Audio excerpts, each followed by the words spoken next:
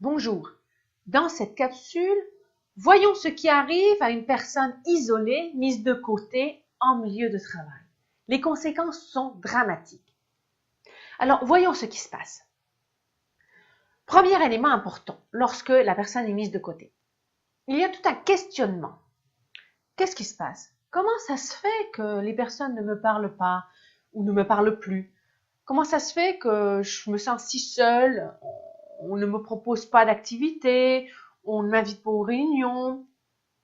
Il me semble qu'on ne me propose pas de participer à quoi que ce soit et je suis seule à mon bureau, on ne s'occupe pas vraiment de moi. Questionnement aussi sur soi-même éventuellement. Qu'est-ce que j'ai fait moi pour qu'on ne me parle pas? Il me semble qu'avant on me parlait, j'ai dit quelque chose qu'il fallait pas, j'ai fait quelque chose qu'il fallait pas, enfin je sais pas, mais je dois être responsable de la situation éventuellement. Donc la personne éventuellement va se remettre en question, ou à tout le moins elle va questionner la situation. Comment ça se fait qu'on m'isole? Ce n'est pas normal. Et si la situation dure assez longtemps, ça va amener ce deuxième point qui est une espèce de panique qui va amener la personne à s'activer pour tenter de se mettre en lien. Parce que nous sommes des êtres sociaux et que nous ne supportons pas la solitude, l'isolement. C'est terrible d'être seul et d'être isolé. Alors on tente de se remettre en lien. Et c'est d'ailleurs ce qu'ont très bien compris les réseaux sociaux tels que Facebook ou Twitter par exemple. Nous avons besoin d'être en lien les uns avec les autres. Donc en l'occurrence, ce questionnement amène donc cette activation où la personne qui est mise de côté va tenter de proposer des activités, des projets éventuellement. Elle va essayer de trouver des choses pour se mettre en lien. Elle ne va pas rester à rien faire. Elle va être plus ou moins gauche pour le faire ou plus ou moins subtile. Ça va être plus ou moins visible, mais elle va tenter de se mettre en lien.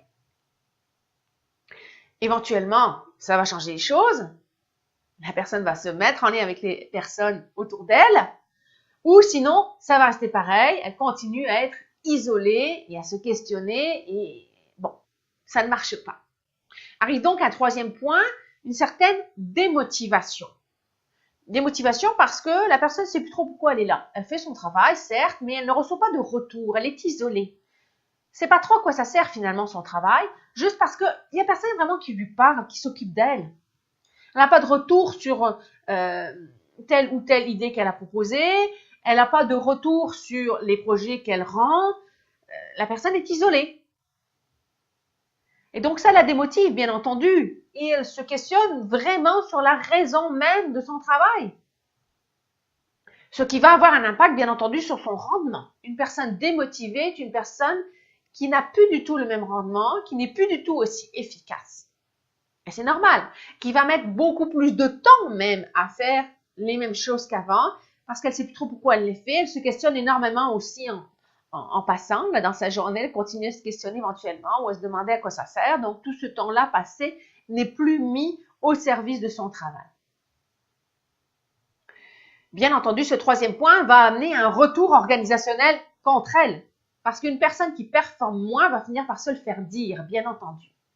Donc, il va y avoir des conséquences dommageables éventuellement, une évaluation négative, une mise en garde d'une certaine manière, ce qui va générer de la pression, bien entendu. Et personne, bien entendu, ne va s'occuper du fait que vous êtes isolé. L'organisation, ce qu'elle veut, c'est que vous performiez.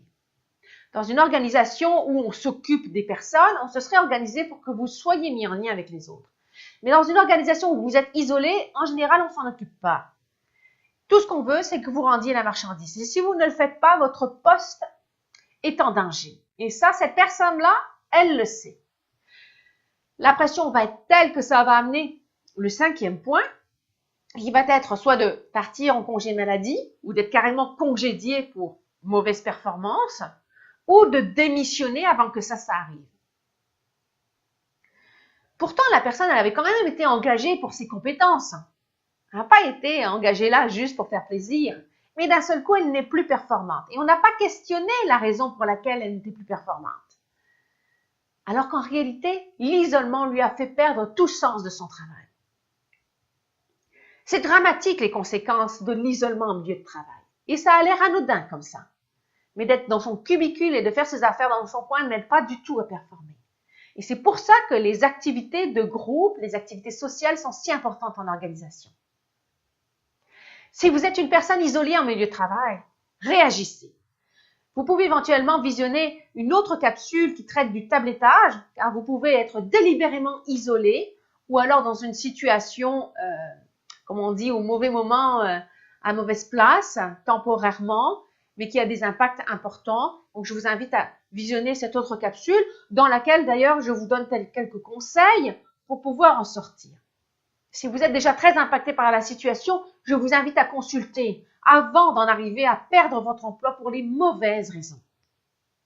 Si vous êtes une personne aux alentours d'une personne isolée, je vous invite à commencer par dire bonjour et à rentrer en lien avec cette personne. Car sachez-le, cela pourrait vous arriver à vous aussi. L'isolement est très souffrant. Ne restez pas dans une telle situation. Dans tous les cas, je vous invite à me suivre dans mes prochaines capsules et je vous dis à bientôt.